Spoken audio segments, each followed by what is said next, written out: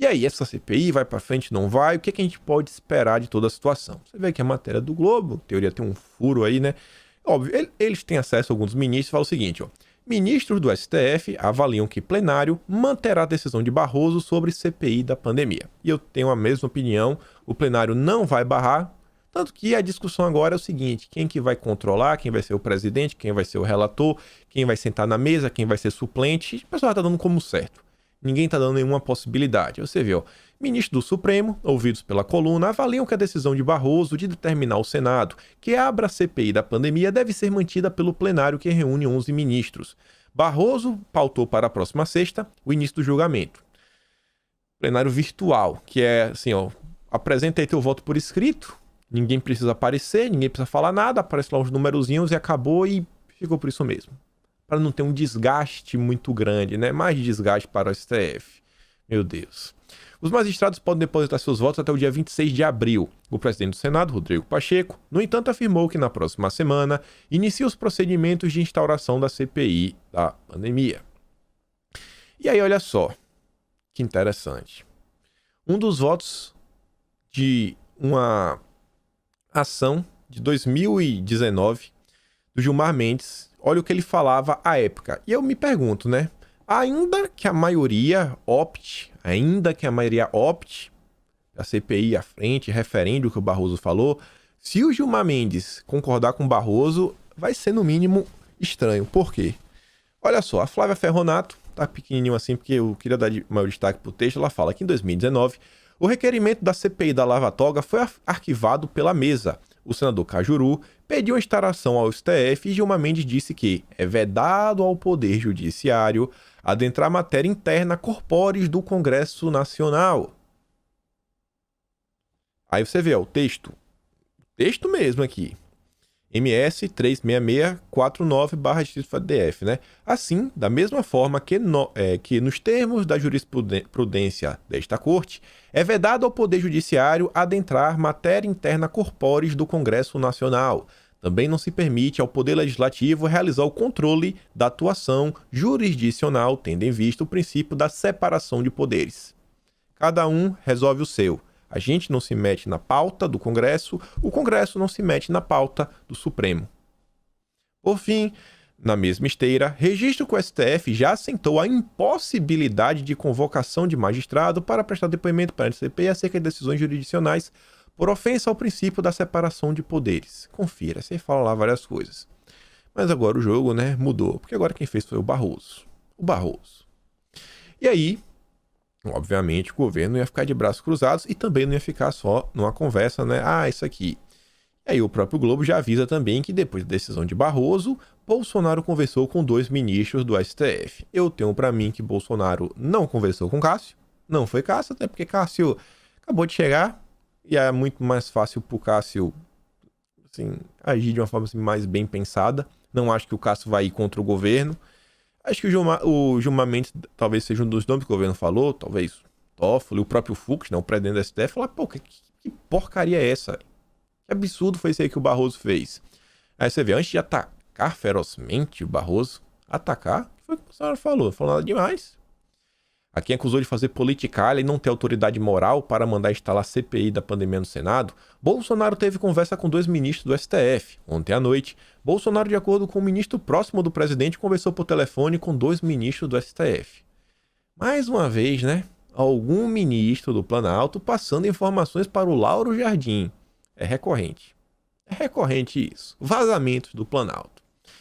Ainda de acordo com o mesmo relato, os 2 estavam indignados com a decisão monocrática tomada por Barroso, e que um deles chegou a dizer que o STF estava em paz e o Barroso acendeu isqueiro.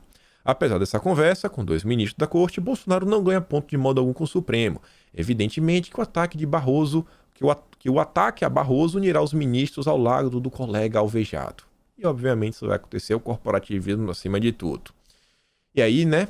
A esquerda já tá cantando vitória, que vai ser, mil maravilhas. Eles vão manter esse discurso por muito tempo. E você vê, né, o Constantino compartilha, porque tá lá o Joel Pinheiro compartilhando o Marcelo Freixo. Bolsonaro não vai conseguir esconder suas atrocidades atacando o STF, assim como o Ministério da Saúde não vai conseguir esconder o boicote à imunização, deixando de divulgar o calendário. Esse é um governo criminoso que está promovendo um massacre. Agora é CPI impeachment. É o que eles desejam, né? Já estão dando como certo que Bolsonaro vai ser preso.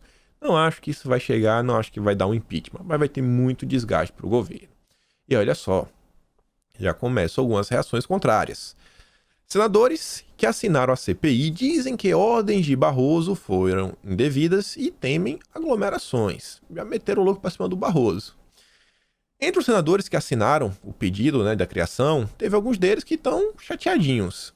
Além de enxergarem uma interferência indevida na atitude do ministro do STF, eles acompanham o raciocínio do presidente do Senado, Pacheco, segundo o qual a CPI exige trabalhos presenciais que não são seguros durante a pandemia.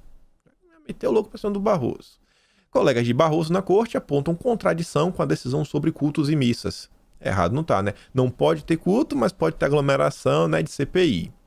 É mais uma intromissão. Não vejo o Supremo com a prerrogativa de instalar uma comissão, diz Plínio Valério, que pediu ao PSDB que não indique para qualquer posição na CPI. Isso daqui é o verdadeiro sabonete. Verdadeiro sabonete. Por quê? Porque eu já vou ler o par de baixo. Valério ressalta, no entanto, que não retirará sua assinatura. Ele fala, não, eu não quero participar, não botem meu nome, é um absurdo, sabe, tá aglomerando demais, é uma insensatez, mas eu não vou tirar meu nome. Aí diz, se eu fosse o presidente do Senado, não obedeceria, foi uma decisão muito invasiva, vai ter uma reação política, mas não vou tirar meu nome. Sabonete, né? Partido do PSDB, do Dória. O Stevenson diz, por sua vez, que considera sim a possibilidade de tirar seu nome. Tá considerando ainda. Meu Deus do céu, né? Quando coloquei, não esperava que seria assim. Espera-se que o judiciário seja imparcial, mas não é o que vemos. O próprio ministro Barroso acusa em entrevistas o presidente de defender a ditadura, de ser truculento com a imprensa. Estamos pregando não aglomere e fazemos uma CPI, e CPI não é possível fazer de maneira remota, você não tem a segurança e as garantias necessárias. Ele disse que há questões mais urgentes a serem tratadas, diversas coisas. O temor dos riscos é compartilhado por membros do próprio Supremo, que mesmo tendo concordado com Barroso, preocupam-se com os efeitos sanitários da casa, já que o Senado já perdeu 3 senadores para a doença. 3 já vieram a óbito. Há também o grupo que defende que é possível começar os trabalhos à distância, com audiências e depois entrar na parte presencial. É o que diz, por exemplo, Álvaro Dias. Esse pessoal aqui, você tá vendo, o Stevenson é do Podemos, Álvaro Dias também.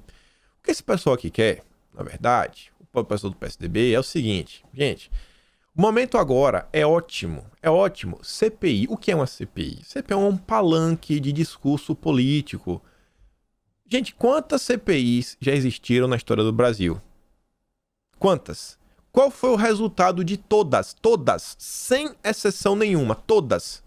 Pizza. Prende um, sei lá, bota na cadeia o Disseu, Roberto Jefferson, lá sobre umas coisas. Pizza, e depois termina em pizza. É o resultado final. Agora, é um espaço muito bom para o pessoal ir lá, fazer discursos, várias coisas, um caos social. E aí, por exemplo, ele está falando o seguinte, qual é a mensagem que esse pessoal está mandando para todo mundo? Esses senadores estão falando para a oposição o seguinte, eu tô contra. Se você quer que eu esteja do seu lado, você vai me dar o que em troca?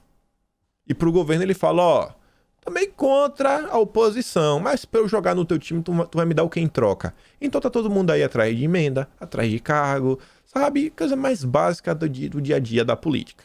Quer espaço, quer poder, já pensando principalmente na reeleição em 2022, ou aumentar sua base, colocar uns deputadozinhos, uma galerinha que ele conhece dentro da máquina. É isso aí que esse pessoal quer.